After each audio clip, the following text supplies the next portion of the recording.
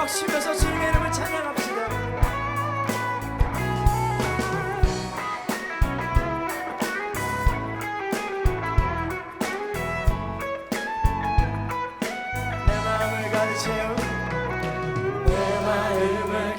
채운 주 향한 찬양과 사랑 어떻게 표현할 수 있나. 수많은 찬양들로 그만 표현할 길 없어 다시 고백합니다. 수많은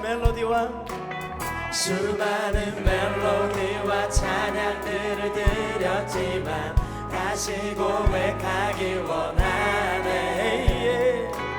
주님은 나의 사랑 삶의 중심 되시오. 주를 찬양합니다. 주 사랑해요.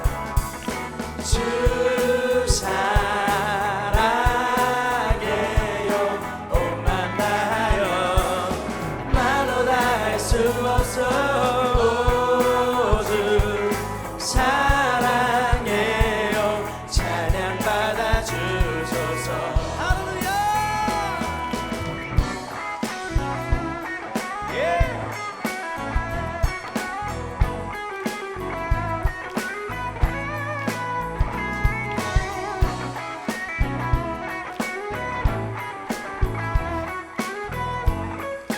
다시 한 번 더 고백합시다. 내 마음을 가득 채운 내 마음을 가득 채운 주 향한 찬양과 사랑 어떻게 표현할 수 있나. 수많은 찬양들로 그만 표현할 길 없어 다시 고백합니다. 수많은 멜로디와 찬양들을 드렸지만 다시 고백하길 원하네. 주님은 나의 사랑 삶의 중심 되시오. 주를 찬양합니다. 주 사랑해요. 온 맘 다하여 말로 다 할 수 없어. 주 사랑해요. 찬양 받아 주소서.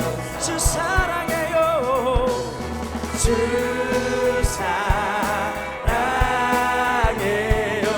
온 맘 다하여 말로 다 할 수 없어. 주 사랑해요. 찬양 받아 주소서. 우리 좀 더 크게 박수일까요? 우리 찬양의 주인 되시는 분은 오직 예수님밖에 없음을 믿으십니까? 그 주님 앞에 우리 모든 힘 다하여 고백하며 나아갑시다. 주님 사랑 다시 고백하는 새날 주심 감사해요. 주님 사랑 다시 고백하는 새날 주심 감사해요. 주님 사랑 다시 고백하는 새날 주심 감사해요. 주님의 그 사랑 주님 사랑 다시 고백하는 새날 주심 감사해요. 주 사랑해요. 주 사랑해요. 온 맘 다하여 말로 다 할 수 없어. 주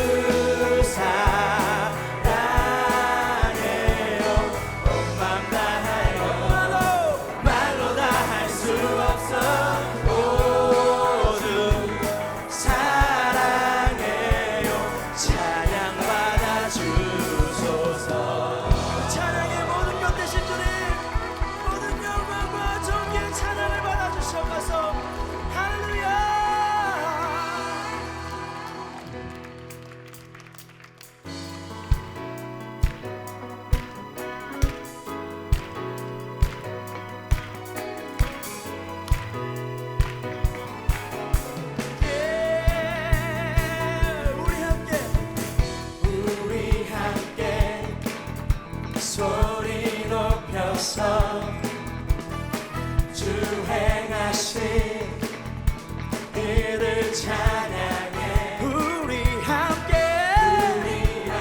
소리 높여서 주 행하신 이를 찬양해 어두운 세상 빛이 되셨고 너와 나의 삶의 평화를 주셨네 이렇게 노래해 이렇게 찬양해 다 같이 한 목소리로 주님만 외치세 이렇게 노래해 이렇게 찬양해 다 같이 기뻐 뛰면서 주님만 외치세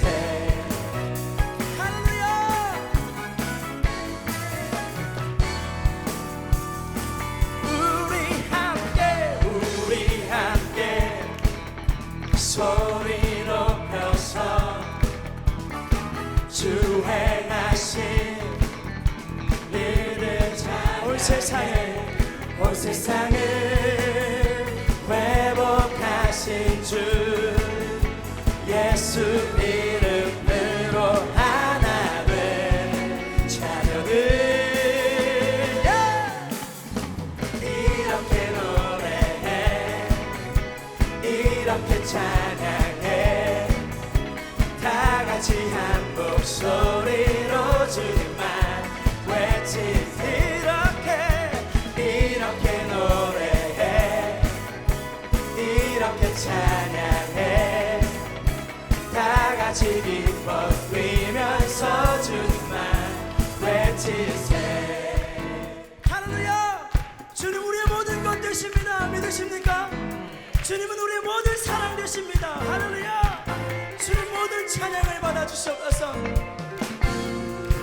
이렇게 노래해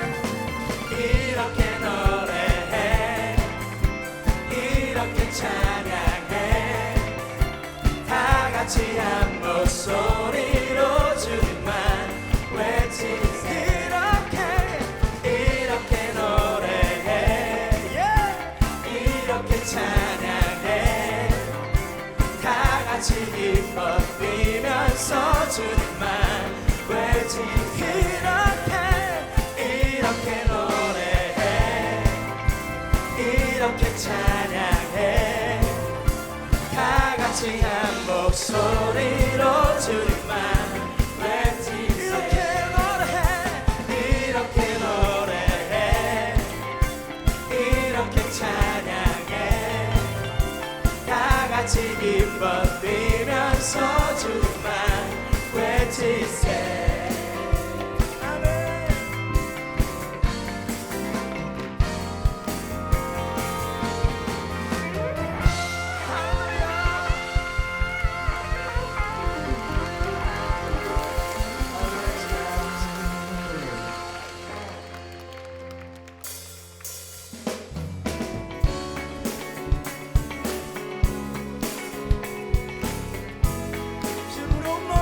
주님의 이름을 찬양할 때 모든 찬양의 왕 되어 주시옵소서. 내 마음 다해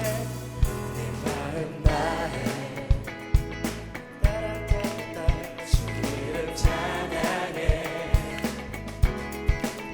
주 사랑 기뻐 말로 다 못한 주 앞서가며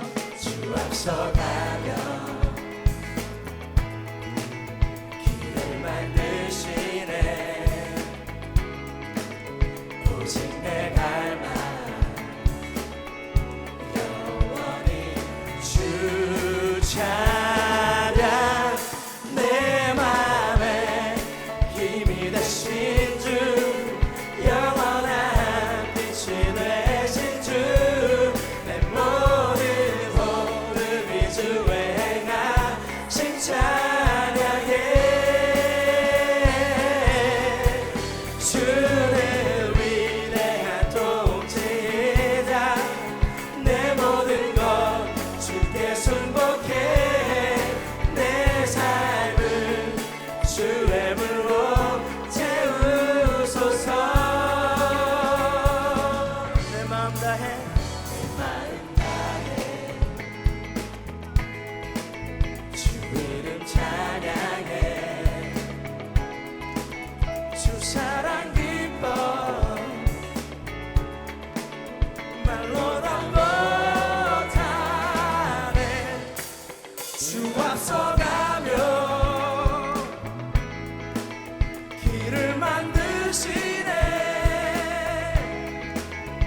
오직 내 갈망 영원히 주 찬양 내 맘에 힘이 되신 주 영원한 빛이 되신 주 내 모든 호흡이 주의 행하심 찬양해 주는 위대한 통치자 내 모든 것 주께 순복해 내 삶을 주의 불로 채우소서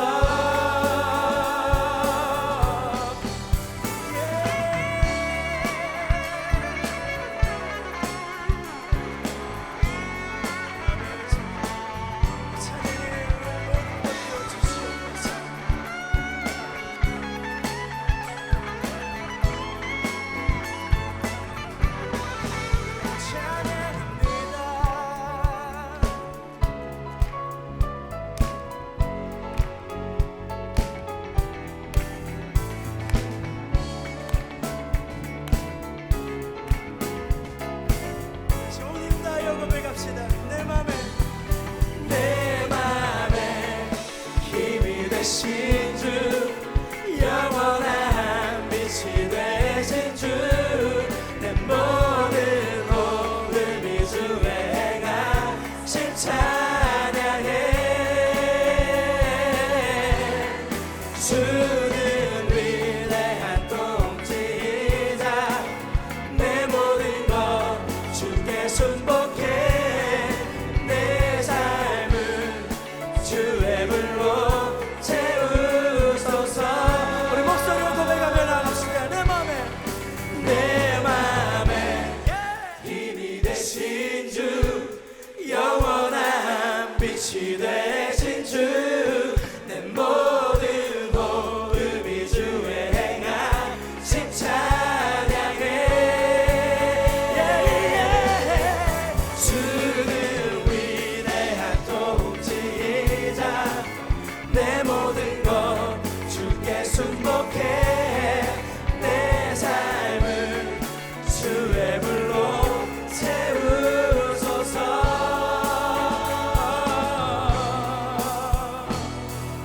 할렐루야. 주님 감사합니다. 우리 다시 한번 더 주님 앞에 영광의 박수 올려드리겠습니다. 우리 주님은 모든 것 되십니다. 믿으십니까? 그 주님의 이름을 찬양하며 나아갑시다. 다시 한 번 더 영광과 존귀의 박수로 주님 앞에 나아가겠습니다.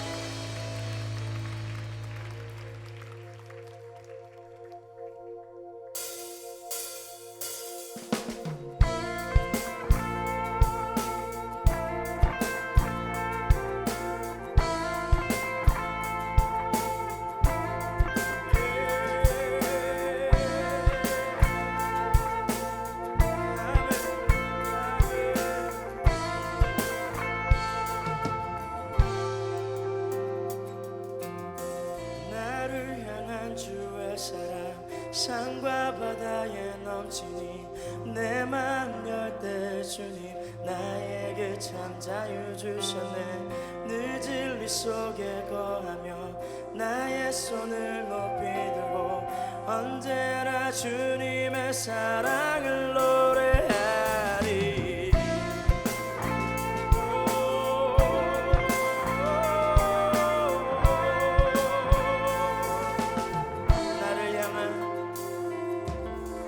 나를 향한 주의 사랑 산과 바다에 넘치니 내 마음 열 때 주님 나에게 참 자유 주셨네. 늘 진리 속에 거하며 나의 손을 높이 들고 언제나 주님의 사랑을 노래 주 사랑 주의 사랑 노래하리.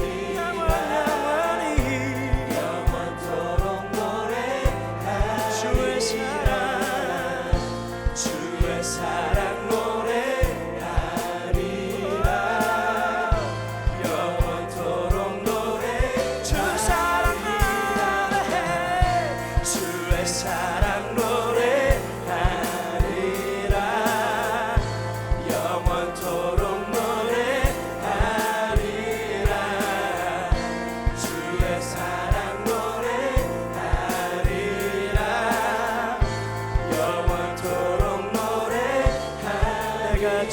때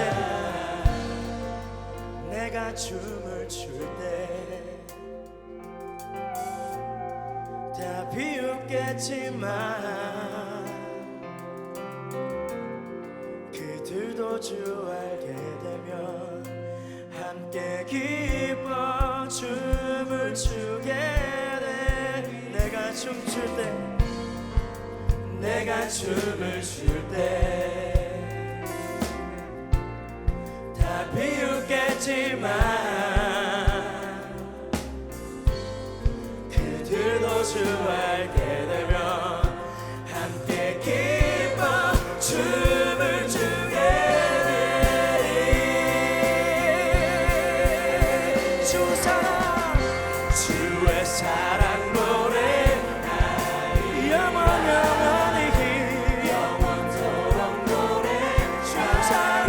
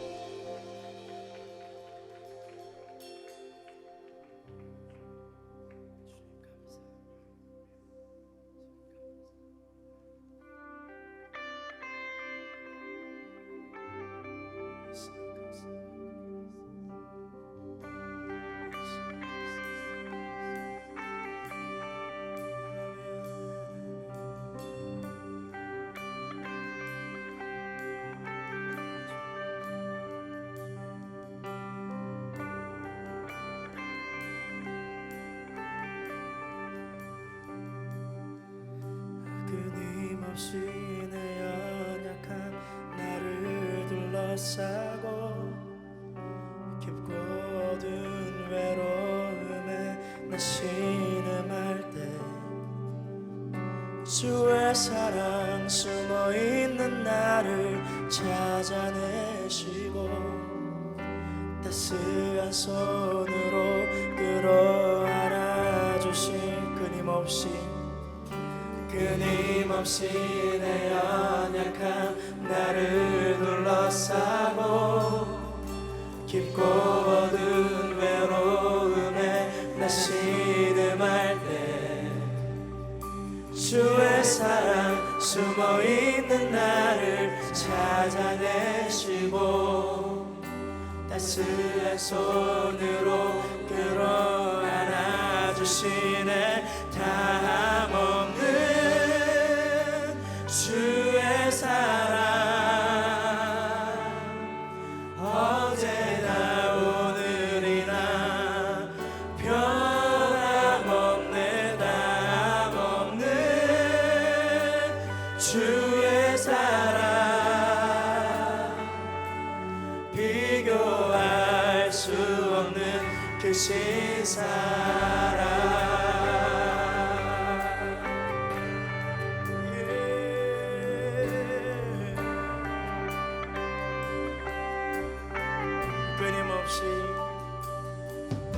끊임없이 내 연약한 나를 둘러싸고 깊고 어두운 외로움에 나 신음할 때 주의 사랑 숨어있는 나를 찾아내시고 따스한 손으로 끌어안아주시네.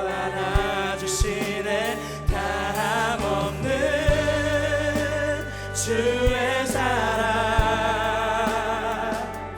어제나 오늘이나 변함없네. 다함없는 주의 사랑 비교할 수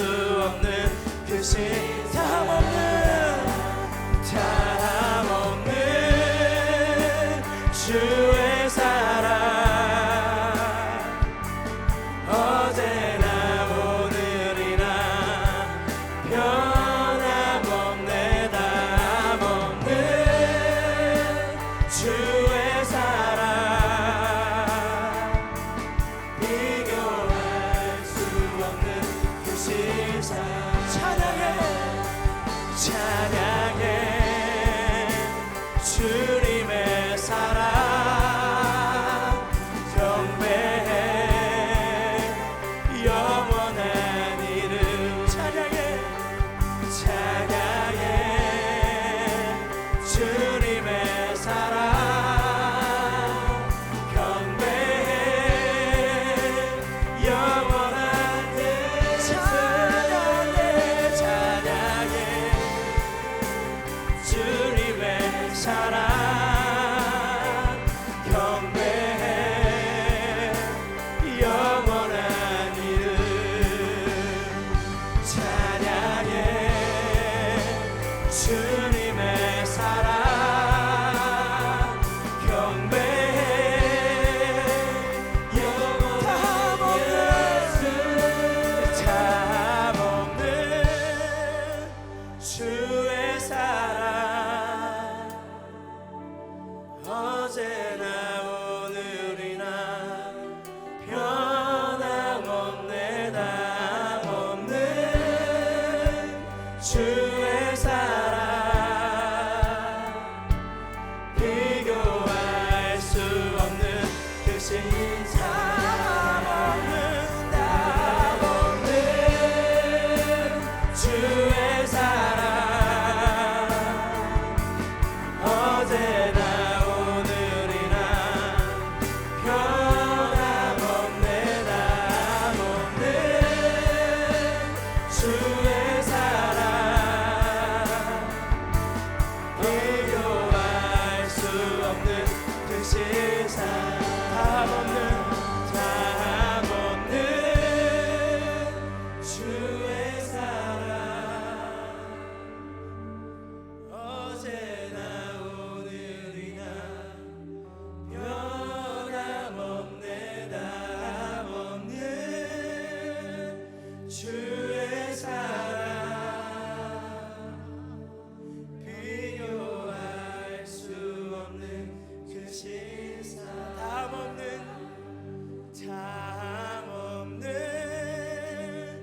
주의 사랑 어제나 오늘이나 변함없네 담없는 주의 사랑 비교할 수 없는 그 신사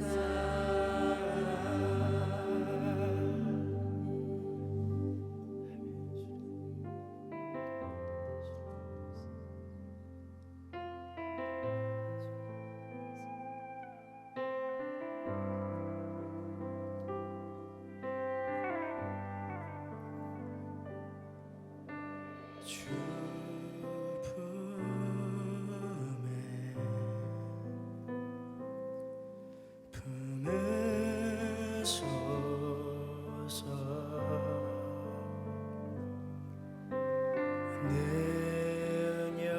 능력에 발로 덮으소서 거친 파도 날 향해 와도 주와 함께 날아오르리 폭풍 가운데 나의 영혼 잠잠하게 주를 보리라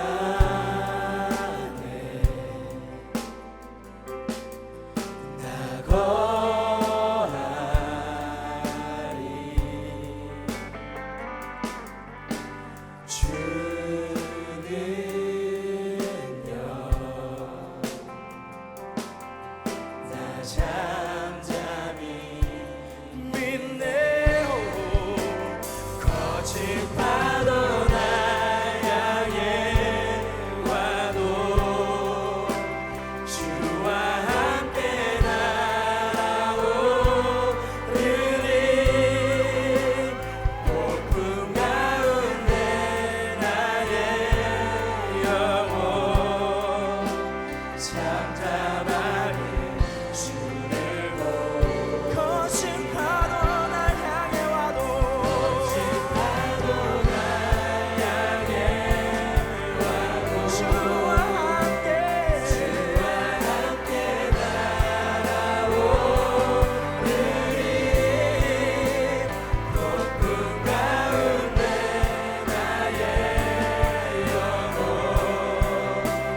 잠잠하게 주를 보리라.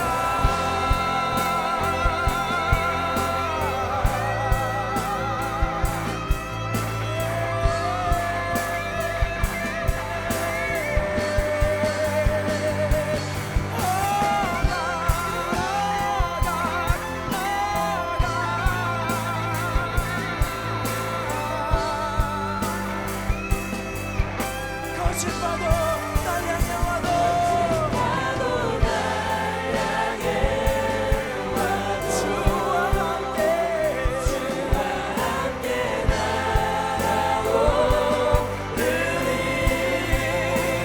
폭풍 가운데 나의 영혼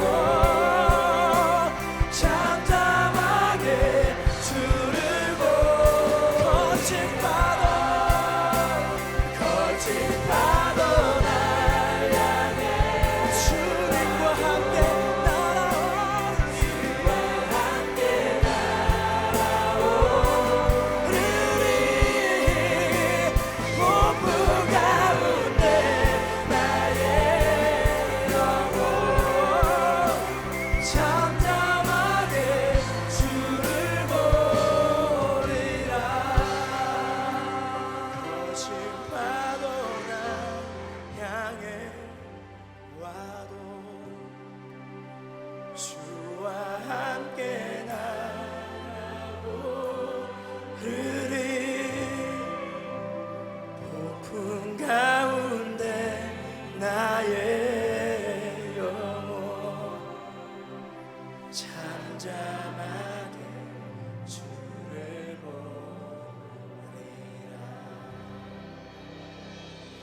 그래서 우리 함께 기도하길 원합니다. 주님, 거친 파도가 제 삶을 뒤덮고 흔들게 할 때가 있습니다. 주님, 그래도 주님 품에 내가 있음을 믿습니다. 절대로 주님의 품을 떠나지 않을 것입니다. 주님과 함께 동행하기를 원합니다.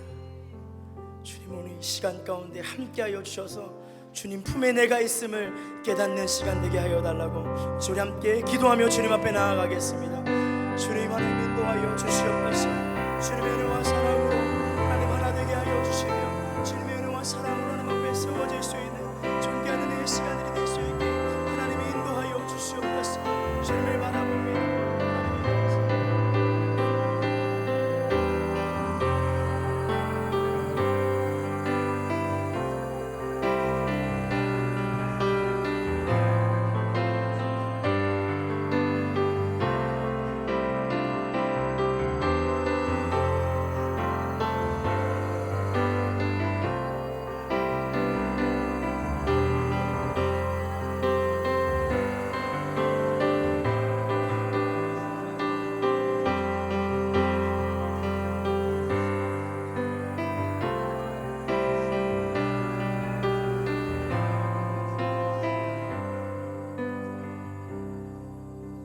살아계신 하나님, 오늘 우리가 이 아침에 하나님을 갈망합니다. 하나님을 의지합니다. 주님 임하여 주시옵소서. 우리 메마른 심령 가운데 임하여 주시옵소서. 오늘 우리의 죽어가는 영혼을 살려 주시옵소서. 하나님의 크고 놀라운 일을 이루어 주시옵소서. 하나님의 부르심을 따라가게 하여 주시옵소서. 하나님 불러주신 이 세상 가운데 거룩한 영향력이 있는 영적 리더로 우리를 세워 주시옵소서. 그래서 오늘 우리가 하나님을 기대하고 소망하오니 임하여 주시옵소서. 우리 다시 한번 기도하며 나아갈 때 이 아침에 거룩한 하나님의 은혜를 부어달라고, 하나님 임하여 주셔서 주의 음성을 들려달라고, 우리의 심령이 깨어나도록 인도해달라고 우리 주 앞에 두 손을 들고 간절히 주여 세 번 외치시며 기도하며 나가겠습니다. 주여 주여 주여 역사하여 주시옵소서 역사하여 주시옵소서 기도하며 나가는 모든 인생마다 심령마다 하나님 말씀하여 주시옵소서 오늘 우리의 영혼이 깨어나게 하여 주시옵소서 오늘 우리의 심령이 새로워지게 하여 주시옵소서 아버지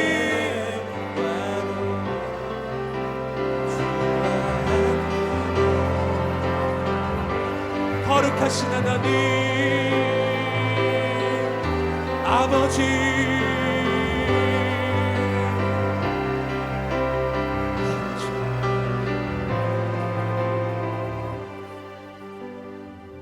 살아계신 하나님 주님을 사모하며 갈망하는 모든 인생마다 임하여 주시옵소서 성령으로 기름 부어 주시옵소서 오늘 이 아침에 친히 오셔서 말씀하여 주시옵소서 우리 영혼이 깨어나게 하여 주시옵소서 주의 뜻을 깨닫게 하여 주시옵소서 거룩한 믿음의 결단이 일어나게 하여 주시옵소서 우리 인생을 이 시대 거룩한 영향력 있는 영적 리더로 세우소서 오늘 이 아침에 우리가 주님을 기대합니다 감사하며 예수님의 이름으로 기도드립니다 아멘 우리 살아계신 하나님께 감사와 찬양의 박수를 올려드리겠습니다 주님을 찬양합니다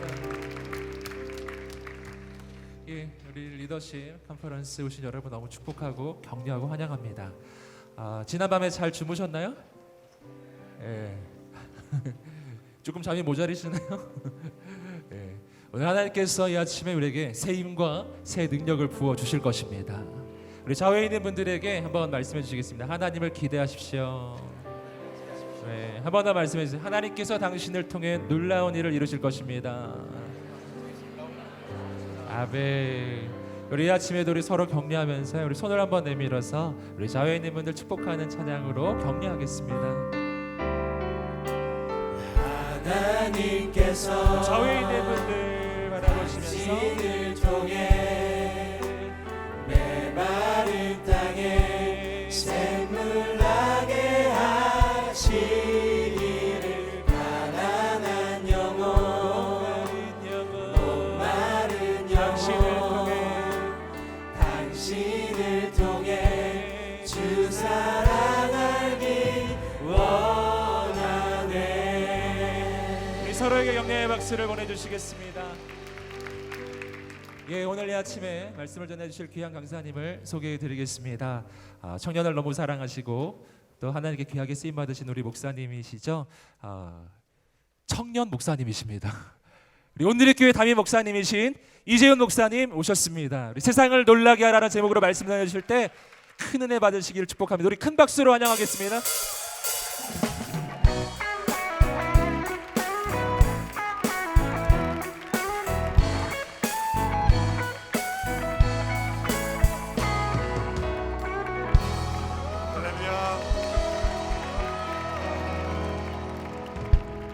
네, 감사합니다.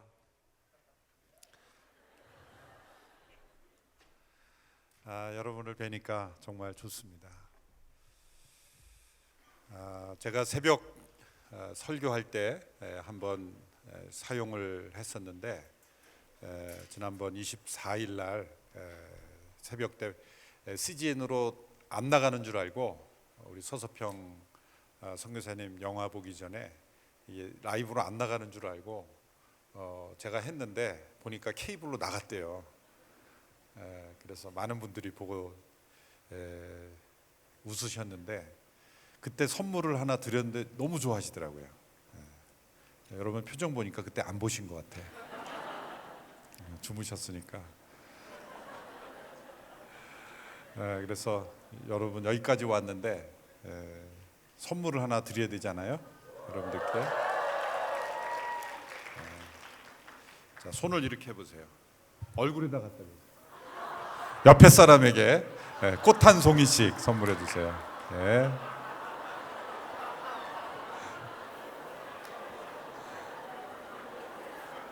바로 이 선물이었어요.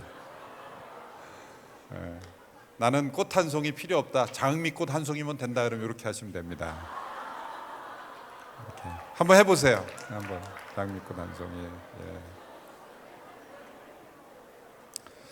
꽃보다 아름다워 그런 말이 있죠? 예, 그렇습니다.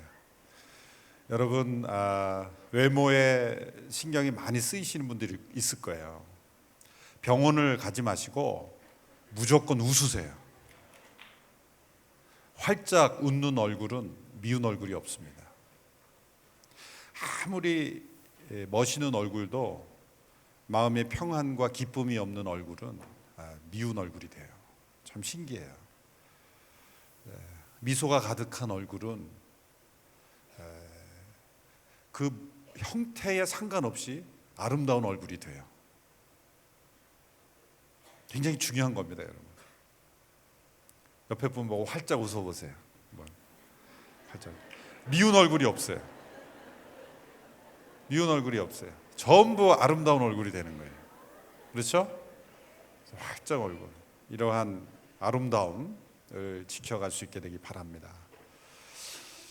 저에게 주어진 주제는 세상을 놀라게 하라. 그런데 우리가 세상을 놀라게 하라. 사실은 다른 어떤 의미에서는 놀라게 하면 안 됩니다. 요즘 교회가 세상을 너무 많이 놀라게 했어요.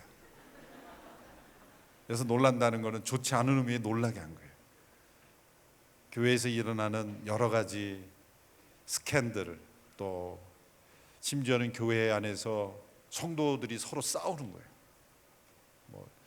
용역을 동원해서 서로 싸우고, 같은 교회 성도들이 두 그룹으로 나누어서 본당파, 예배당, 지하파 이렇게 나눠, 교육관파 나눠가지고 수년 동안 얼굴도 안 보고, 또 무슨 조직폭력배를 동원해서 한쪽이 부활절날 점령하면 다른 한쪽이 성탄절날 침입해서 점령하고, 이런 일들이 한국교회 안에 일어나고 있었어요. 사실은 세상이 놀라는 거예요. 세상이 매 주일마다 경찰을 불러야 되고, 세상이 놀랐어요.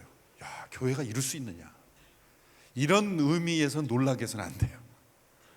교회는 그렇게 세상도 사용하지 않는, 세상에서도 불법과 불이라고 하는 것을 교회가 신앙의 이름으로, 예수님의 이름으로 그렇게 저지를 수 있다는 거, 그건 놀라게 해서는 안 돼요. 제가 이 제목을 보고 엉뚱하게 먼저 생각난 거는, 우리가 세상을 너무 놀라게 했구나. 그렇죠? 그렇게 해서는 놀라게 해서는 안 돼요. 또 한편으로는 우리가 세상을 놀라게 할 수 있는 것은 아닙니다. 우리가 세상을 놀라게 해야 되겠다는 어떤 결심, 다짐, 어떤 캠페인, 어떤 프로그램도 세상을 놀라게 할 수는 없습니다. 우리가 세상을 놀라게 할 수 있는 힘은 우리에게 없어요. 역사를 바꿔보겠다고 하는 어떠한 프로젝트도 그렇게 뜻대로 바뀌지 않습니다. 우리 자신의 어떤 힘과 결심과 의지로 세상을 놀라게 할 방법은 존재하지 않습니다.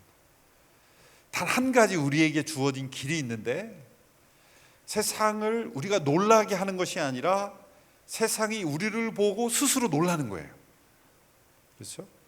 그것이 크리스찬 웨이고, 그것이 하나님의 말씀이 우리에게 가르쳐 주시는 길이고, 역사 속에서 그리스도인들이 세상을 놀라게 했다라고 할 때는 바로 이 같은 방법으로, 이 같은 길을 통해서 놀란 거예요.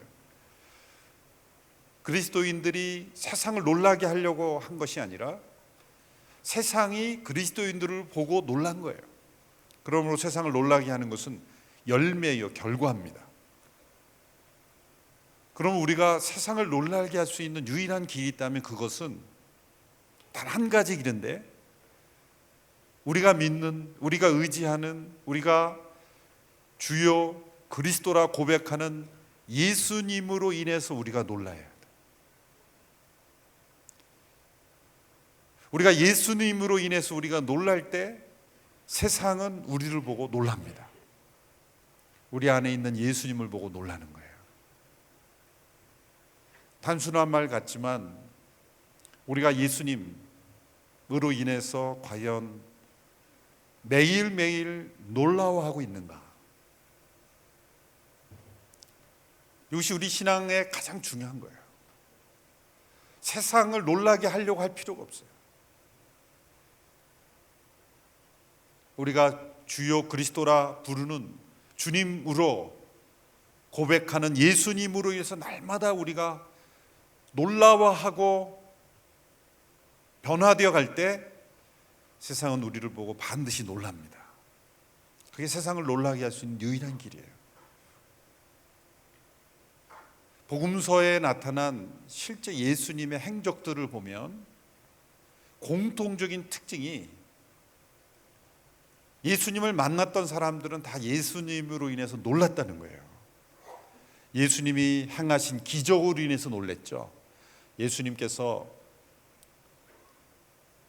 중풍병자를 마가복음 2장에 보면 친구들이 데려온 중풍병자를 고쳐주신 이후에 이렇게 말씀하셨어요. 내 죄가 사하여졌느니라. 그랬을 때 바리새인들이 놀랐어요. 저가 어떤 사람이길래, 어떤 존재이길래 그런 말을 할 수 있는가? 놀랐어요. 풍랑이는 파도를 예수님께서 파도야 잠잠하라, 풍랑아 잠잠하라, 그래서 큰 바람과 풍랑을 잠잠케 하셨을 때 사람들은 놀랐어요. 저가 뉘기에 바람과 풍랑도 순종하는가?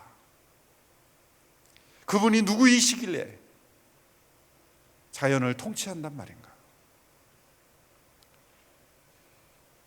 귀신을 내어 쫓을 때도 사람들이 놀랐습니다. 저가 뉘기에 저런 영적인 권세가 있단 말인가?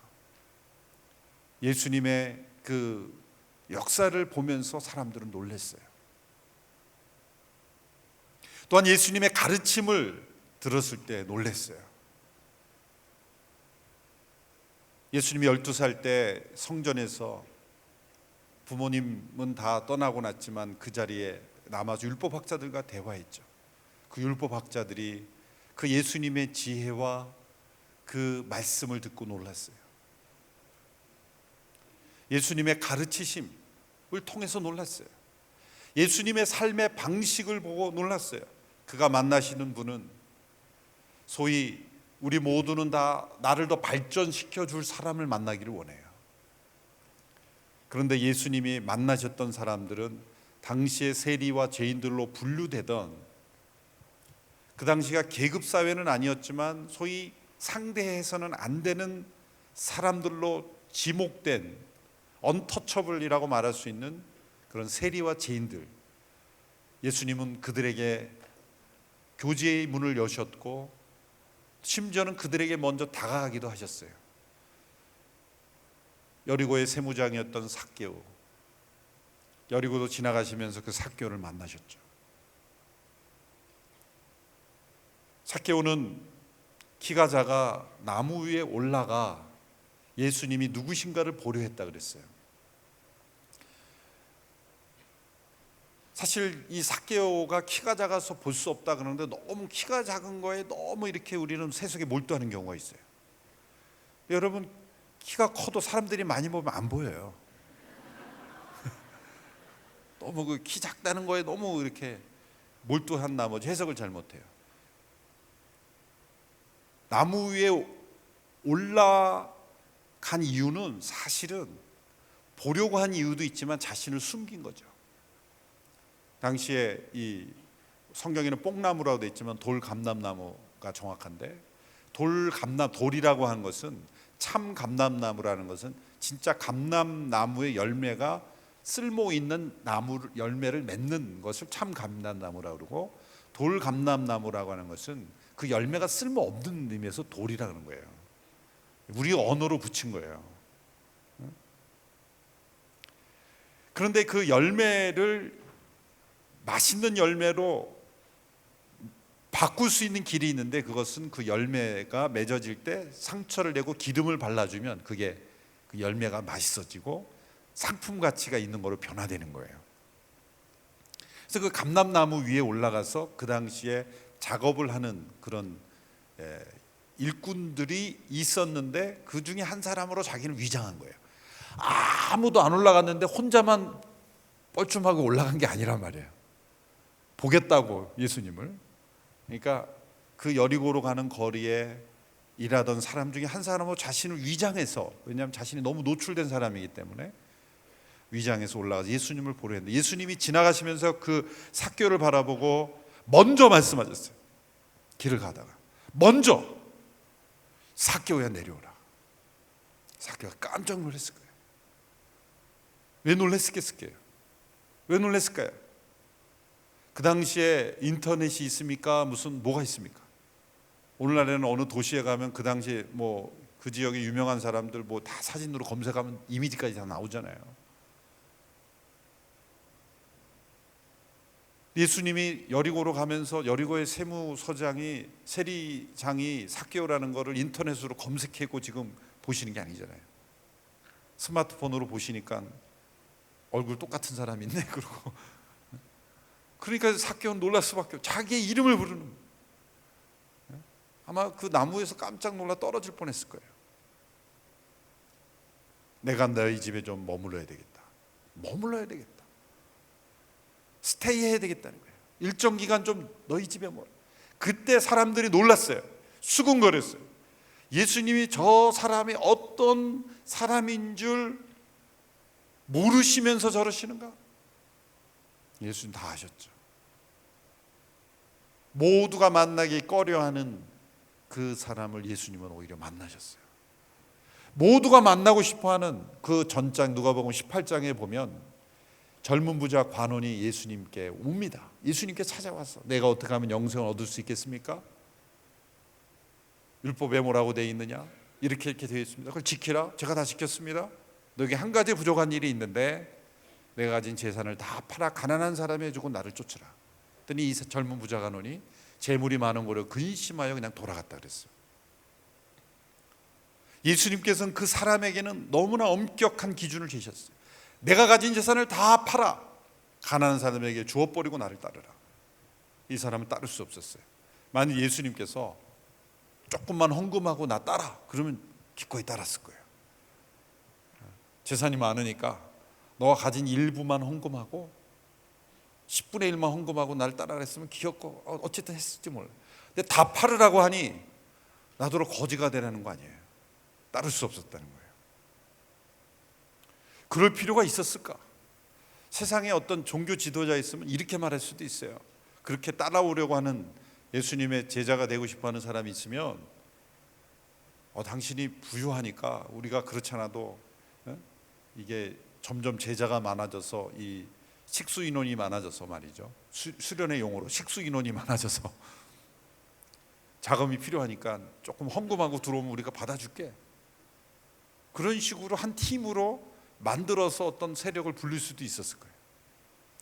예수님은 내가 가진 돈을 다 단 한 사람에게 주고 나를 따르라 했으니까 따를 수가 없었다는 거예요.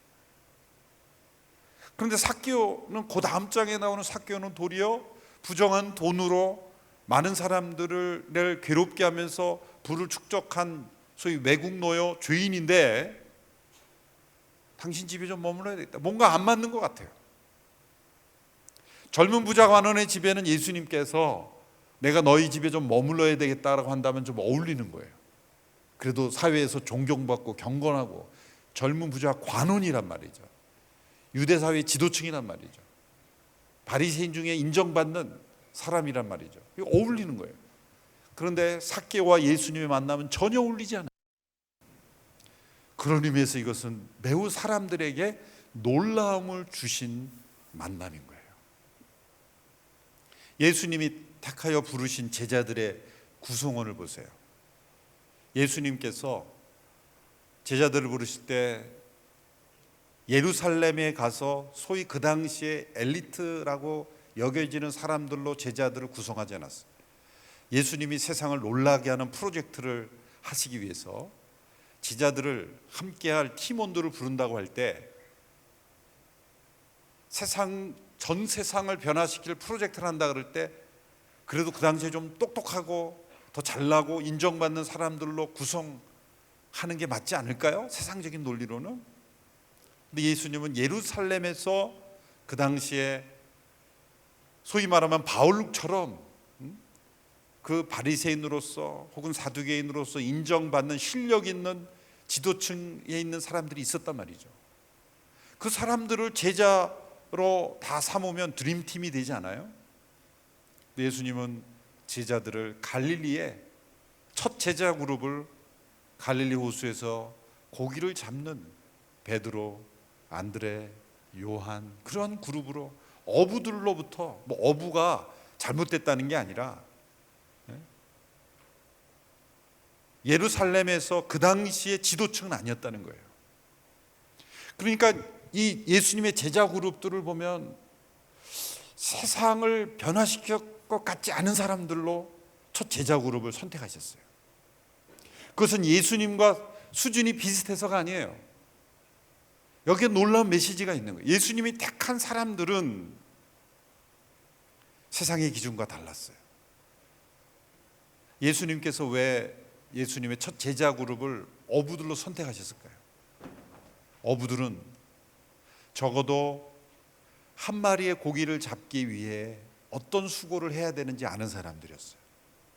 밤이 맞도록 찬바람을 맞으며 그 물고기의 비린내를 맞으며 밤새도록 그물을 내리는 그 작업이 무슨 작업인지를 알았다는 거예요. 그래서 예수님께서 그 제자들에게 내가 너희로 사람을 낚는 어부가 되게 하리라 하셨을 때 그들은 자신들의 고기 잡는 그 일이 바로 영혼을 우리가 구원할 때 어떤 수고와 노력을 해야 되는지를 직감적으로 알았던 사람이 되는 거예요. 영혼을 구원하는 일에 쓰임받는 사람들에게 있어서는 가장 중요한 것이 바로 그런 태도예요. 고기 한 마리를 잡기 위해 수고하고 헌신하고 애쓰는 그런 마음처럼 한 영혼을 구원하기 위해서 헌신하는 밤이 맞도록 수고하고 애쓰는 그런 마음. 그래서 예수님은 어부들로 첫 제자 그룹 하셨어요. 그런데 제가 말하고 싶은 것은 그 예수님의 제자 공동체의 내용을 보세요. 어떤 사람들이 첫 번째 12제자의 그룹을 이루셨나 보세요. 여기에 놀라운 구성원의 비율이 있어요. 베드로와 같은 사람이 있는 반면에 베드로는 사실은 계산적인 사람이 아니에요. 여러분, 어부들이 고기를 잡을 때 멸치나 이런 고기 작은 고기를 잡을 때 한 마리 사이즈 재고 막 이럽니까? 몇 센치인지 이렇게 사이즈 재고 멸치 그 사이즈 재가지고 한 마리 계산해가지고 그러지 계산 아니에요. 그냥 퍼가지고 그냥 한 포대 얼마 그냥 이렇게 넘기는 거죠. 그렇죠? 그거를 물고기 한 마리 사이즈, 길이, 크기, 몸무게 달아가지고 막 이렇게 그렇게 계산적이지 않아요. 굉장히 보면 굉장히 순박하고 순수하고 말이죠. 화낼 땐 무섭고. 그런데 이 베드로와 정반대의 기질의 사람이 있다면 누구냐면 이 가룟 유다 같은 사람이에요. 굉장히 계산적인 사람. 그래서 어떤 미국의 기업, 크리스찬 기업 회사에서 그 사원을 뽑는 데이터베이스에 12제자의 그 이력을 놓고 돌렸더니 딱 한 사람 합격하더라는 게 가룟 유다만 합격하고 다 떨어졌다는 거예요. 그래서 이 사회 조직 속에는 살아남을 수 있는 유일한 사람, 철저하게 계산적인 사람. 베드로 같이 이렇게 계산할 줄 모르는 사람은 사실은 사회가 잘 억셉트하지 않아요. 베드로의 파워가 있고 유다의 파워가 있어요. 그런데 이 베드로와 유다는 어떤 의미에서는 서로 상충되는 인격이에요. 또 예수님의 제자들 가운데 보면은 이 열심당원, 그 당시 열심당원이라는 시몬 있었어요. 열심당원은 그 당시에 우파예요. 그러니까 쉽게 말하면 이 세리와 같은 사람을 무력 때로는 테러를 해서라도 이 사람들을 세상에서 제거해야 된다라고 생각하는 사람들. 그래서 우리 국가와 민족을 위해서 나쁜 짓을 매국노의 일을 하는 사람들은 아예 세상에서 제거해 버린다라고 헌신한 사람들이 모인 단체가 열심당원이라는 거예요. 근데 그 출신인 시몬이 예수님의 제자가 됐어요. 그런데 예수님 12제자 가운데 또 어떤 사람이 있냐면 마태. 마태는 전직이 세리예요. 그래서 예수님이 부르셔서 딱 가봤더니 정적이 앞에 앉아 있는 거예요. 그러니까 열심당원과 세리는 서로 한 테이블에 앉아서 식사할 수가 없어요. 같이 식사할 수가 없는 사람들이에요. 그러니까 예수님의 12명의 그 예수님의 부르신 구성원들만 봐도 서로 세상에서는 만날 수 없는 사람들이 만난 거예요. 그걸 보고 세상 사람들이 놀랬고 또 뿐만 아니라 예수님의 제자들도 서로 놀란 거예요. 도대체 예수님은 어떤 분이시길래 이러한 사람들을 서로 불러 모으는가? 무엇을 위해서? 예수님이 행하신 기적 당연히 놀라운 거죠. 예수님이 하신 말씀, 그 깊고 심오한 인간의 심령을 꿰뚫는 그런 진리의 말씀이라 사람들이 놀랐고, 형식적이고 미사역으로 가득한 말씀이 아니라 산상수훈의 말씀을 보면 구약의 율법을 자기 나름대로 왜곡해서 이렇게 첨언해가지고 부풀려서 만든 교훈이 아니라 정말 진리의 말씀, 어떤 시대에 들어도 올바른 진리의 말씀을 설명해 주시는 그 말씀에 사람들이 권세에 놀랬고, 예수님께서 만나신 사람들 그 대상에 차별이 없는 것을 보고 놀랬고, 예수님께서 부르신 그 구성원들, 그 예수님의 제자 공동체의 구성원들을 보면서 놀랬고, 예수님의 모든 삶과 사역과 성품은 사람들을 놀라게 했어요. 왜 놀랐을까요? 그분에게는 죄가 없었기 때문에, 그분에게는 하나님의 권위가 있었기 때문이에요. 여러분, 우리의 삶에 있어서 가장 중요한 것은 내가 누구인가 이기 전에 더 중요한 것은 내가 믿는 예수님이 누구신가, 그게 더 중요한 거예요. 그리고 그분으로 인해서 내가 진짜 놀라고 있는가. 여러분, 예수님이 우리의 죄를 대신하여 죽으셨음을 믿습니까? 3분의 4분의 1만 믿고, 여러분, 예수님이 여러분의 죄를 대속하여 죽으신 구세주이심을 믿으십니까? 그러면 그 예수님을 위해서 놀라야 돼요. 그렇죠? 그 이전에 예수님이 하나님께서 사람이 되신 분인 걸 믿으십니까? 그러니까 이 정도만 믿으니까 안 놀라는 거예요. 우리가 사도신경으로 전능하사 천지를 창조하신 하나님 아버지를 믿고 그 독생자 예수 그리스도가 동정녀에게서 태어나심을 믿고 그 신앙 고백을 하지만 그 믿음으로 인해서 내가 놀라워하고 있냐 이거예요. 그리고 그분은 장사된 지 사흘 만에 죽은 자 가운데서 다시 살아나심을 믿으십니까? 정말 믿는다면 우리는 놀라야 되는 거예요. 그리고 그분은 죽은 자 가운데 다시 살아나 승천하셔서 하늘 보좌 우편에 지금도 살아계셔서 역사를 통치하고 계심을 믿으십니까? 놀라야 되는 거예요. 그리고 산자와 죽은 자를 심판하러 다시 오실 것입니다.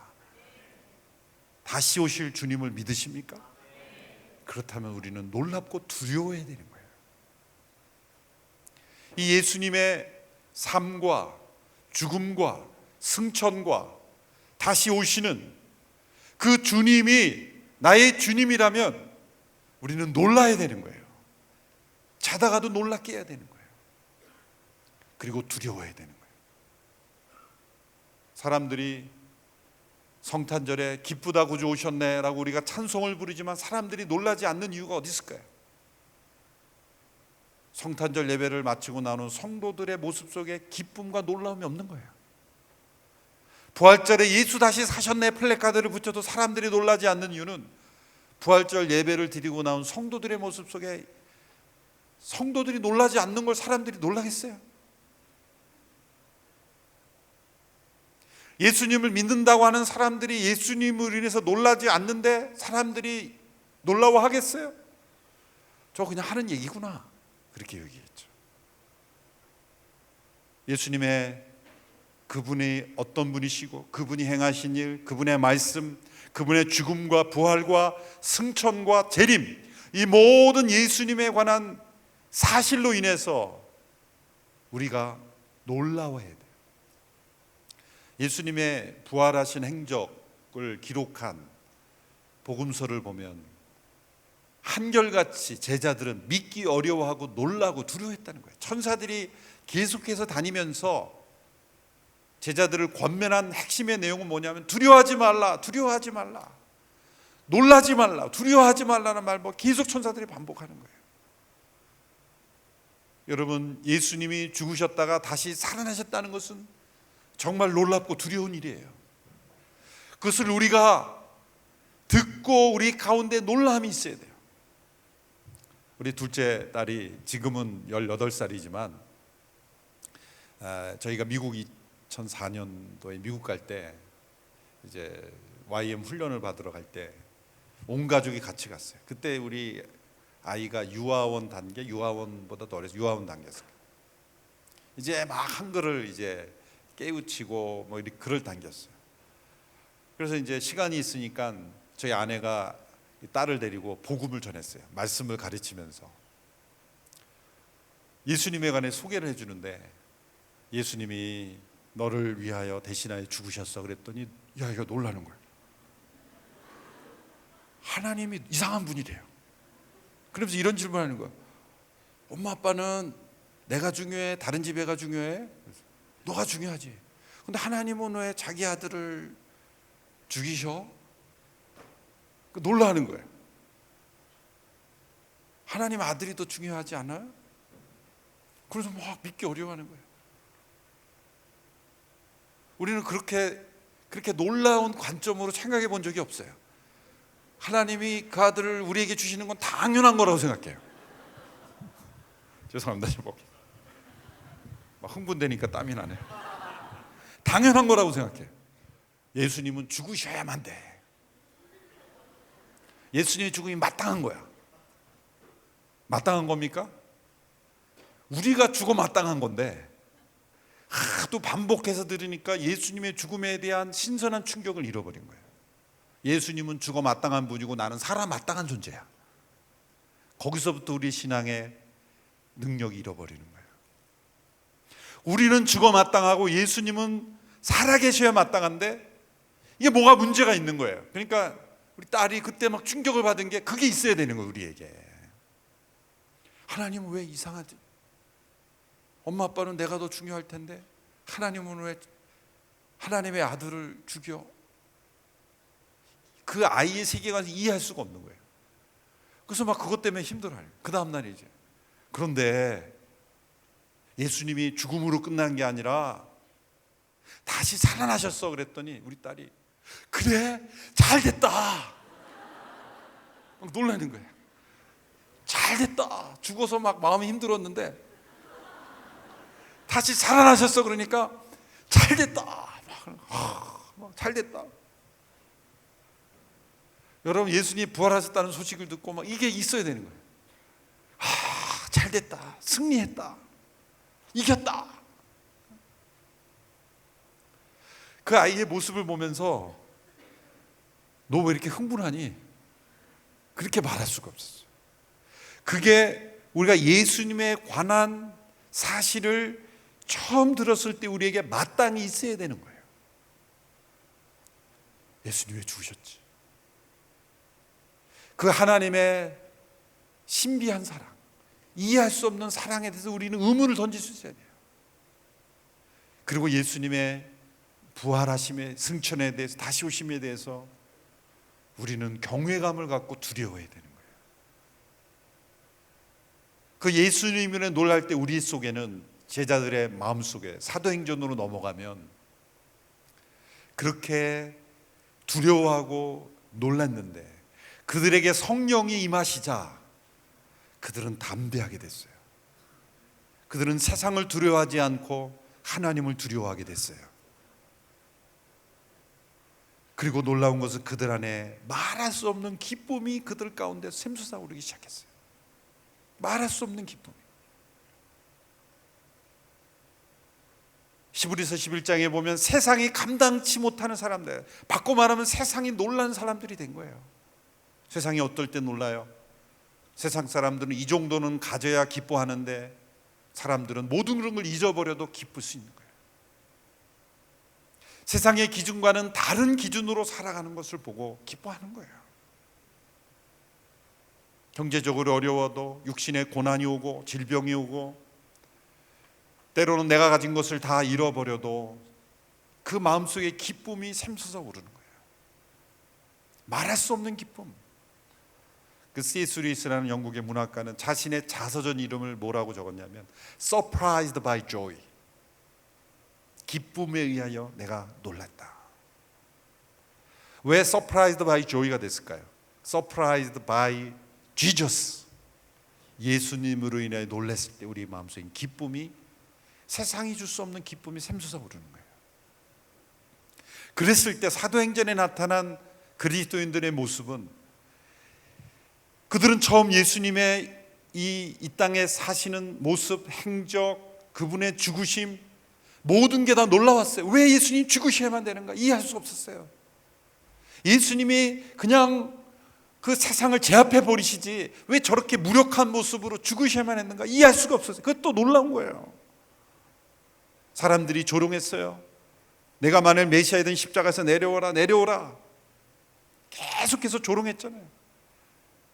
제자들은 답답했어요. 예수님은 오병이어의 기적을 일으키신 분이고, 죽은 나사로를 살리신 분이고, 풍랑을 잠잠케 하신 분이고, 수많은 귀신들을 내어쫓으신 분이고, 그런 파워풀한 예수님인데 왜 저런 모욕을 당하시면서 억울한 죽음을, 고난을 당하시면서 왜 가만히 있냐, 답답해. 그게 놀라운 거예요. 그것도 놀라운 거예요. 내가 만일 메시아가 내려오라, 내려오라 그럴 때 예수님 만일 이렇게 못 박혀 계시다가 팍 내려오셨어요. 내가 참다 더 이상 못 참겠다. 일로 와봐. 아는 사람이네. 그러면서 예수님께서 내려오셨어요. 그래가지고 십자가를 뽑아 드시고 제압을 하시는 거예요. 너 나 조롱했지? 일로 와. 그러면서 십자가로 보내는 거예요. 바로 십자가로 보내는 거예요. 십자가를 휘두르시고 휘두르고 다니시는 거예요. 이것들이 내가 보자 하니까 내가 능력이 없는 줄 알고. 예? 예수님이 그런 능력이 있으셨을까 없으셨을까요? 네, 있으셨죠. 예수님이 말씀하셨어요. 내가 수많은 천사를 내가 불러서 너희를 제압하지 못할 것 같으냐? 제자들이 그 잡혀갈 때 막 베드로가 흥분하니까 그랬잖아요. 칼을 들고 말이죠. 막 그러던 사람이 어린 소녀 앞에서, 사원 앞에서 부인하고 도망갔잖아요. 예수님이 그런 능력이 없으신 게 아니에요. 그 엄청난 능력을 가지신 분이 왜 십자가에 저렇게 무능하게 죽으시냐 이거예요. 그게 이해가 되지 않는 거예요. 놀라운 거예요. 왜 메시아이신 분이 고난당하셔야 되는가 이해할 수가 없는 거예요. 그것도 놀라움이에요. 그렇게 십자가에서 내려오시고 그 자신을 고통당하게 하는 사람들을 제압하실 수 있는 예수님이 왜 그렇게 무능하게 죽으셔야만 했는가? 그것도 몰라. 그런데 예수님이 말씀대로 그 무덤에서 일어나 부활하셨다. 그것도 믿기 어려운 거예요. 예수님이 말씀 안 하셔서 놀란 게 아니라 말씀하신 대로 이루어졌다는 사실을 믿기 어려운 거예요. 여러분, 신약에 나타난 부활의 기록이 사실임을 증명하는 이유는 바로 예수님의 제자들이 모두가 믿기 어려워했다고 기록되었기 때문에 믿을 수 있는 거예요. 그게 진정성 있는 문서라는 증거예요. 사람들이 자신들이 예수님의 부활을 조작하고 실제로 부활하신 게 아닌데 부활했다고 거짓말을 하면서 정작 자신들은 믿기 어려워했다고 기록하는 사람들이 있을까요? 그들은 한결같이 예수님의 부활을 받아들이기 어려워했다는 거예요. 놀란 거예요. 그런데 그 놀람과 두려움이 예수님이 약속하신 성령을 기다리자 성령이 그들에게 임했을 때 그들은 놀라운 기쁨과 능력으로 세상에 감당할 수 없는 사람들이 되었어요. 우리는 그 예수님이 누구이신지에 대해 놀라야 되고, 이 성령의 임재하심으로 인해서 우리가 놀라움을 경험해야 돼요. 제가 앞서 말씀드린 C.S. 루이스라는 분, 근데 다시 어떻게 올라가죠? 이거 큰일 났네.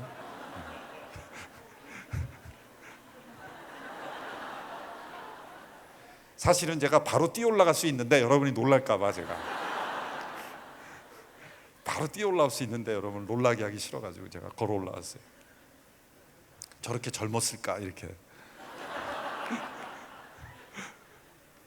C.S. 루이스라는 사람이 이 Surprised by Joy, 핵심적인 거는 뭐냐면 하나님께서 자신을 찾아오셨다는 것에 놀란 거예요. 그 C.S. 루이스는 사실 영국의 석학이에요. 아주 어려서부터 라틴어, 뭐 고전어, 뭐 얼마나 문학적으로 그 영국의 그 르네상스 시대부터 내려오는 그 문학적인 전통에 말이죠, 엄청나게 지성이 발달한 사람들이에요. 그래서 뭐 하나님이 있냐 없냐를 따지고 10대 20대를 보낸 사람이에요. 그런데 자기가 똑똑해서 예수님 믿을만하다, 까짓 거 내 믿어드리지 뭐. 가끔 교회 보면 예수님 믿어주러 오는 사람들이 있어요. 또 믿으라 나 믿어달라 그러니까 그래 믿어주자. 그렇게 그런 시각이었어요. 까짓 거 교회 나가주지 뭐, 믿어주지 뭐. 그런데 그가 진짜 예수님을 만나고 그는 놀랐어요. 그가 가장 왜 그 자세전의 내용을 Surprised by Joy라 그랬냐면 하나님께 자신을 세 단계로 찾아오셨다는 것이 놀랐어요. 첫 번째, 그는 문학적으로 이렇게 표현해요. 하나님이 자신을 찾아오실 때 처음에는 낚시꾼처럼 자신을 찾아오셨다는 거예요. 낚시를 할 때 미끼에다가 이렇게 그 먹이를 두고 미끼를 달아가지고 낚시질을 하면 고기들이 이렇게 입질을 하잖아요. 그런데 유능한 낚시꾼일수록 바로 안 잡아냅니다. 물고기가 착각하게 내버려 두는 거예요. 내 삶에는 아무런 일이 일어나지 않았다. 만약 이걸 바로 올리라 그러면 이게 트어져서 도망가느라고 순간 그게 미끼가 떨어져 나가거든요. 그래서 미끼를 물어도 그 입질을 하면 가만히 내버려 둡니다. 그래서 물고기하고 착각하게 하는 거예요. 나는 지금 걸린 게 아니다. 그래서 자유롭게 다니게 해주는 거예요. 그래서 가려고 하면 이렇게 줄을 풀어줍니다. 뭐 제가 낚시를 잘해서가 아니라 그냥 상식적인 얘기예요. 그래서 이 낚시줄을 풀어주면은 물고기가 다니죠. 그러면 좀 가는 것좀 잡아당겨요. 그러면은 물고기 이상하다, 오늘은 내가 내 컨디션대로 안 움직여지네. 나는 일로 가려고 그러는데 자꾸 뒤로 가네, 왜 그러지? 오늘 컨디션이 안 좋은가? 뭐 그렇게 생각할 뿐이지 내가 물렸다 이런 생각은 전혀, 낚였다라는 생각은 전혀 못해요. 그리고 오가다가 서서히 낚시꾼 가까이 물고기를 잡아당기다 가까이 왔을 때 딱 건져 올리는 거예요. 그게 낚시의 묘미죠. 밀고 당기는. 근데 물고기는 자기가 낚여서 지금 올라왔다는 생각을 전혀 못해 한순간에 올라와 있는 거예요. 그러니까 우리 인생에 내가 예수님을 믿은 것 같지만, 내 마음대로 살다 온 것 같지만, 하나님이 여러분 한 사람 한 사람을 다 낚으신 거예요. 낚으신, 한 마리 한 마리 낚으신 거예요. 여러분이 마음대로 뭐 내 컨디션대로 안 되네 그게 믿기 때문에 그런 거예요 지금. 그래서 어느 한순간에 와보니까 하나님 나를 낚으셨구나.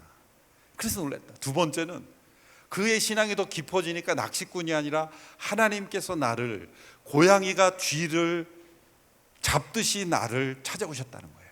여기에 쥐 한 마리와 고양이 한 마리를 놔두면요 반드시 쥐가 잡힙니다. 고양이가 그 순간의 그 엄청난 속도가요 기가 막힙니다. 제가 아는 분이 고양이를 키우는 분이 갑자기 고양이가 달려드는데요, 그 스피드가요, 생각해 보세요. 쥐를 잡으려면 얼마나 빨라야 돼요? 쥐를 잡으려면 고양이가 얼마나 빨라야 돼요? 절대 포기하지 않습니다. 어떤 구멍이든지 찾아서 고양이는 기다리고 있다가 쥐를 잡아요. 근데 여러분이 어렸을 때 여러분 보셨는지 뭐 톰과 제리라고 보셨어요? 여러분도 보셨나요? 아유, 그건 참 어떻게 보면 창조 질서를 거스르는 영화죠. 항상 고양이가 쥐한테 당하잖아요. 그걸 보면 쥐가 더 무서운 존재예요. 조금 그 창조적으로는 위해서 문제가 좀 있는 것 같아요. 하여튼 근데 어쨌든 이 고양이가 쥐를 그렇게 고양이의 스피드와 집념과 능력으로 쥐를 잡듯이 하나님께서 나를 잡는 거예요. 여러분, 우리가 얼마나 쥐구멍으로 도망다녔습니까? 하나님은 우리가 가는 길목에 딱 계셔가지고 우리를 잡으시는 거예요. 고양이가 쥐를 잡듯이 우리를 잡아온 거예요. 여기 보면은 피 흘리면서 잡혀서 오신 분들이 몇 분이 계세요. 쥐처럼 도망다니다가 잡혀서 오시는 거예요. 또 딱 잡혀온 걸 보고 놀라요. 세 번째는 그의 신앙이 더 깊어졌을 때 그게 아니었더라. 하나님은 천국의 사냥개들을 동원해서 나를 잡으셨다는 거예요. 이건 쥐 정도가 아니에요. 그 프란시스 톰슨이라는 사람이 천국의 사냥개라는 그 유명한 시를 썼죠. 그 맥락을 같이 하는 거예요. 여러분, 사냥개 무리는요 진짜 표적을 놓치지 않습니다. 무섭습니다. 사냥개들로 나를 추적하셔서 나를 건지셨다.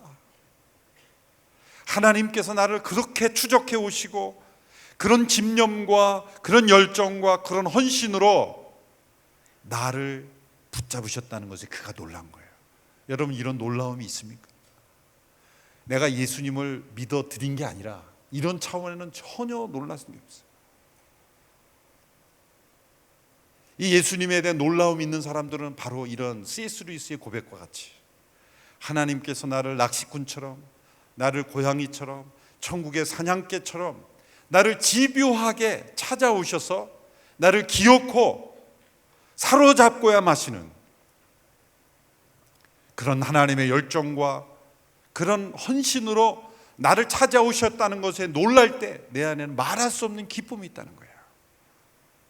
내가 믿는 예수님, 내가 믿는 아버지 하나님께서 나를 그렇게 찾아오시는 하나님이시라는 거. 이 surprised by joy가 있을 때 우리는 세상을 놀라게 할 전략을 짤 필요가 없어요. 우리가 만약 이러한 예수님께 누워라고 예수님이 나를 찾아오신 그 사랑과 헌신에 대해서 놀라움이 있다면 우리는 세상을 놀라게 하는 거예요. 세상은 우리를 보고 놀랄 겁니다. 이런 사람을 가리켜 어떤 사람, 세상이 감당치 못할 사람들이에요. 히브리서예요. 그들은 어떤 핍박, 어떤 순교의 자리도 두려워하지 않았어요. 정말 우리에게 필요한 것은 어떤 아이디어가 아닌 것 같아요. 생각하면 생각할수록 예수님으로 해서 우리가 더 놀라야 되는 거예요. 그분이 어떤 분인가를 계속해서 진짜 예수님이 어떤 분인가. 사람들은 그럴듯한 이야기로 예수님을 포장합니다. 현대로 갈수록 더 그래요. 예수님이 그냥 훌륭한 위인, 종교 지도자 정도로 되는 것 같아요. 그런데 C.S. 루이스가 바로 이러한 관점에서 예수님을 깊이 생각해 보았어요. 그런 예수님에 관해서는 세 가지 가능성밖에 없다 그랬어요. 첫 번째, 예수님께서 스스로 자기 자신에 대해서 하나님이시라고 주장하셨죠. 복음서를 보면 끊임없이 예수님은 나는 하나님이심을, 그분은 천지를 창조하신 신성을 가지신 분임을 주장했어요. 그런데 예수님이 하나님이시라는 주장에 두 가지 가능성밖에 없죠. 첫 번째는 그 말씀이, 예수님의 자기 주장이 사실일 경우와 사실이 아닐 경우 둘 중에 하나죠. 그렇죠?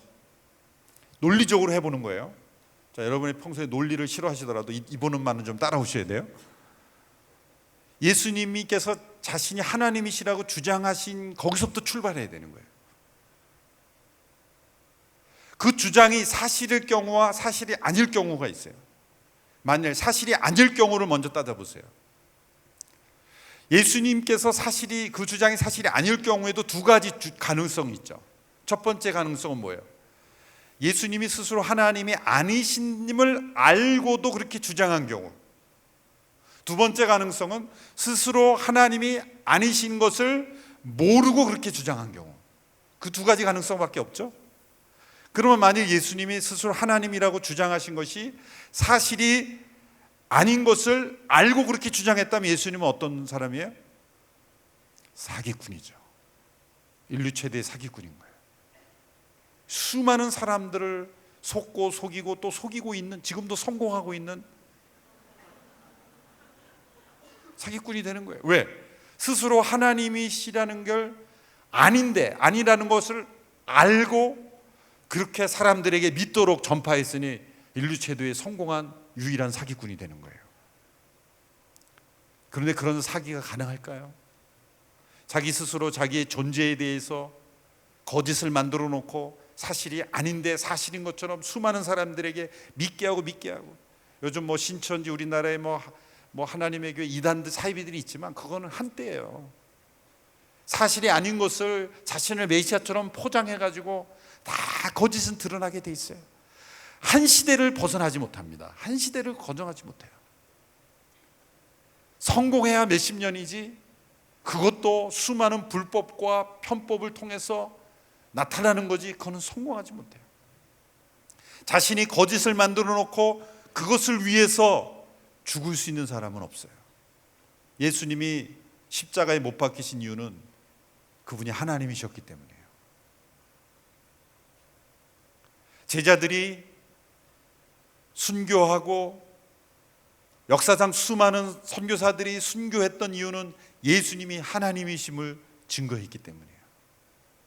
그런데 제자들이 예수님이 부활하시지도 않고 부활하신 예수님이 아님에도 불구하고 부활하신 것처럼 거짓말로 꾸며놓고 예수님이 부활했다고 그렇게 거짓말을 만들어 놓고 그것을 위해서 죽을 수 있는 사람 없습니다. 아무도 없어요. 진실을 위해서는 죽을 수 있어도 거짓을 위해서는 죽을 수 없어요.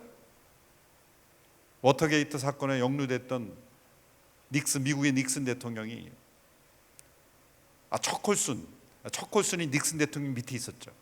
백악관 참모로. 그 사람이 러빙갓이라는 자서전에서 그걸 고백했죠. 닉슨 대통령과 함께 백악관 참모 10명이 모여가지고 함께 음모를 꾸몄는데 그것을 절대로 비밀을 발산하지 말자고 그렇게 작심을 했는데 CIA가 조사 들어오자 2주가 안 돼서 다 진실을 말했다는 거예요. 진실을 말했다는 거예요. 요즘도 뭐 거짓으로 막 해줘. 다 나오게 돼 있어요. 저거는. 왜? 거짓을 만들어 놓고 그걸 위해서 죽을 수 있는 사람은 아무도 없어요. 심지어 감옥도 안 가려고 그래요. 감옥에 넣는다 그러니까 다 진실을 말하잖아요. 사람이 자기가 만들어 놓은 거짓말을 지키기 위해서 죽을 수 있는 사람은 아무도 없어요. 예수님이 하나님이심이 아닌데 그것을 알면서 사기로 거짓말로 그걸 포장해 놓고 그것을 위해서 예수님부터 제자들까지 다 줄줄이 지금까지도 그것을 위해서 죽을 수 있어요. 불가능한 일. 그럼 두 번째, 예수님이 하나님이시라는 주장이 사실이 아님을 모르고 그렇게 주장한 경우, 그 경우에 예수님 어떤 분이에요? 정신병자죠. 지금도 병원에 가면 스스로 하나님 예수님 부처 마음에 이런 사람 많잖아요. 자기가 누구인지를 모르는 거예요. 우리 아들한테 들은 얘기인데 자신이 쥐라고 생각하고 사는 사람이 있어서 그 사람을 이제 병원에서 다 치료했어요. 그래가지고 당신이 이제 쥐가 아니라는 걸 알죠? 예, 저는 쥐가 아니라 사람이라는 걸 압니다. 그리고 이제 치료가 돼서 병원에서 나가는데 의사들이랑 환송을 하는데 병원 앞에 정문 앞에 고양이가 한 마리 이렇게 있는 거예요. 그 이 사람이 움찔하는 거예요, 이렇게. 그래서 당신 쥐가 아니라는 걸 알지 않냐? 그랬더니 안 되는 거예요. 나는 이제 쥐가 아니라. 근데 왜 지금 고양이를 보고 그러냐 그랬더니 저는 제가 쥐가 아니라는 걸 아는데 저 고양이는 아직 모를 거 아닙니까? 그랬다는 거예요. 감동받을 얘기는 아니에요.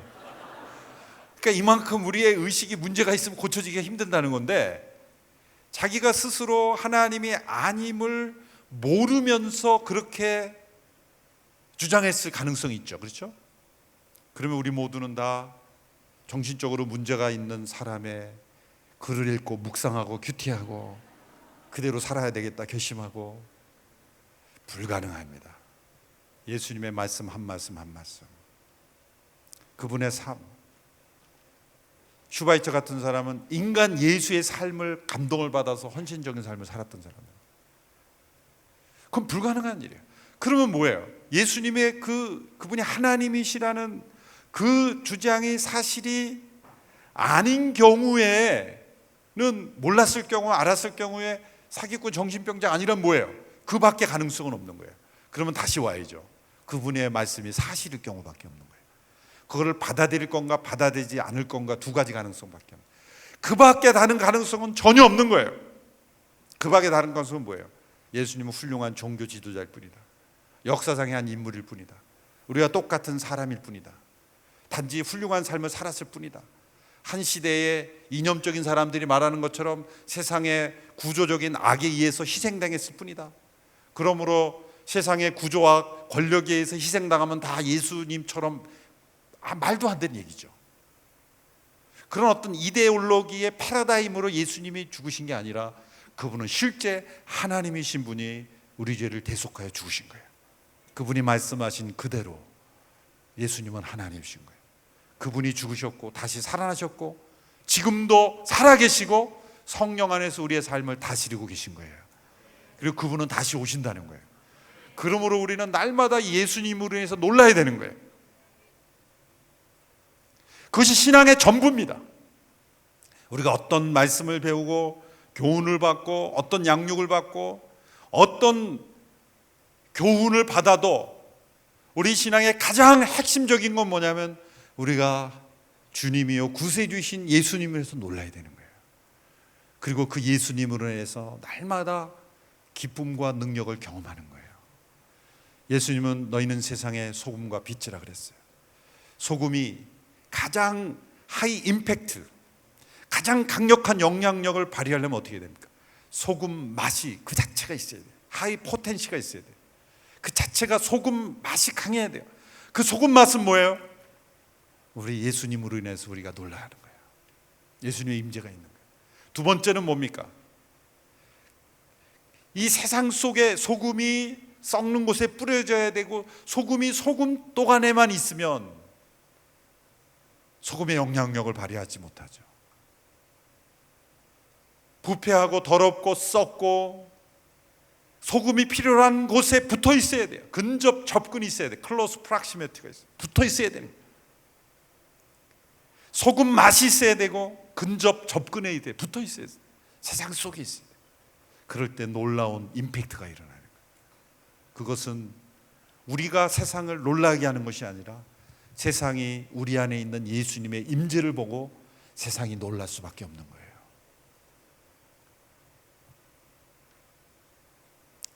여러분의 표정을 보니까 별 새로운 얘기가 아닌 것에 놀란 것 같아요.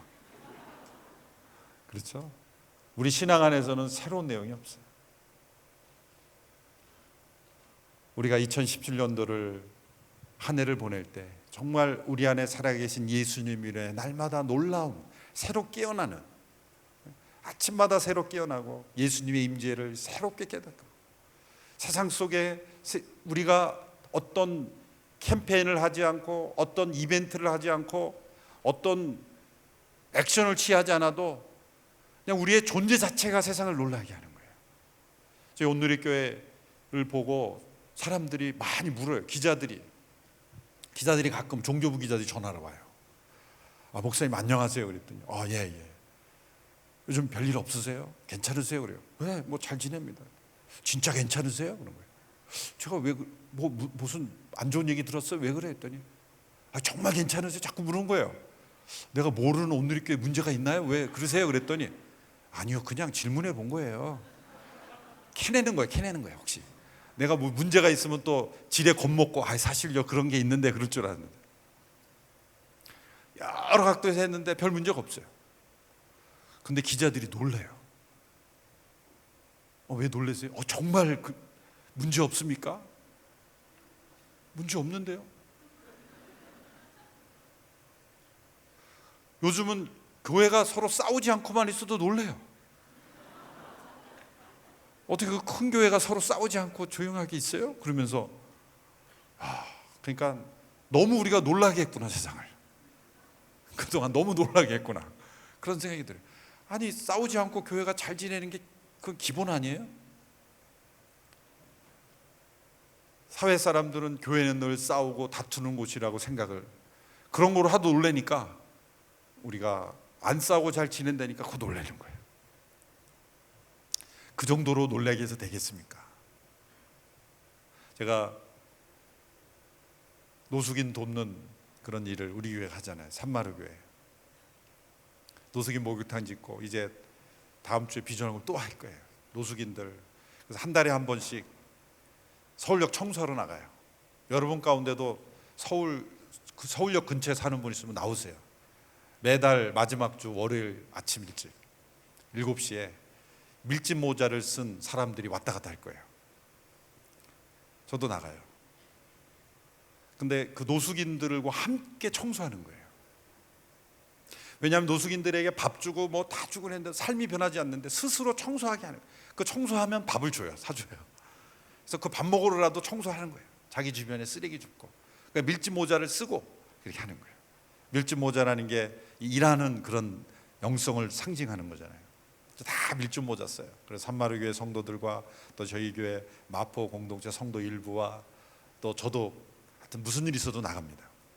나가서 그 서울역 주변에 보면 겉으로 볼 땐 멀쩡해도요, 디테일하게 들어가 보면 뭐 온갖 오물, 담배꽁초, 술병, 하여튼 매일매일 쌓이는데요. 그래서 청소를 합니다. 근데 이 목사님하고 같이 우리가 이렇게 노숙인들로 스스로 일할 수 있게 우리가 좀 깨끗하게 합시다. 순수한 동기로 했는데 사람들이 온누리교회 담임 목사가 왔다는 거에 왜 놀라는지 모르겠어요. 그게 이상해진 거예요. 우리가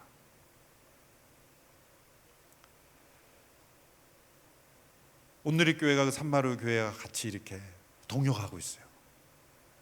그런데 그것도 대형 교회가 작은 교회 이렇게 돕는다는 거죠. 그러니까 정말 지극히 당연하고 우리가 정말 기본밖에 안 되는 것도 사람들이 이상하게 여길 정도로 우리가 그만큼 교회가 그렇게 놀라게 한다는 건 뭐냐면 우리가 그만큼 실제 예수님의 임재 속에 살지 못했다는 거예요. 그걸 제가 오히려 회개하게 됐어요. 야, 이런 게 뉴스가 되는 것은 우리가 그만큼 제대로 못 살았기 때문이구나. 정말 예수님께서 이 땅에 사시는 것처럼 그렇게 우리가 예수님으로 인하여 날마다 놀라지 못했구나. 그것을 회개하게 되었습니다. 우리 온누리교회 청년부가 어떤 이벤트와 캠페인을 통해서 많은 사람이 모여서 세상 놀라지 않아요. 우리 안에 정말 우리 한 사람 한 사람 우리의 모임 중에 예수님의 임재가 살아날 때 세상은 반드시 놀라게 될 겁니다. 세상을 놀라게 하는 게 목표가 아니라 우리가 예수님으로 인해 놀라는 것이 목표가 되어야 돼요. 그럴 때 세상은 우리로 인해 놀라게 될 것입니다. 기도하겠습니다. 하나님 아버지, 우리의 주님 되어주심을 감사합니다. 우리의 구세주가 되어주심을 감사합니다. 우리를 대신하여 죽으시고 부활하셨음을 감사합니다. 승천하셔서 다시 오시게 될 것을 기대하고 감사드립니다. 우리 가운데 주의 영으로 임재하여 주셔서 날마다 주님의 사람으로 놀라워하는 인생이 되게 하여 주옵소서. 세상이 우리를 보고 놀라게 하여 주옵소서. 우리 안에 계신 주님을 보고 세상도 놀라게 하여 주시옵소서. 우리 온누리교회 청년 한 분 한 분을 불러주셨습니다. 이 세상을 변화시키는 거대한 물결이 되게 하여 주시옵시고 우리 안에 계신 주님을 바라보며 세상이 놀라게 하여 주옵소서. 예수님의 이름으로 기도합나이다.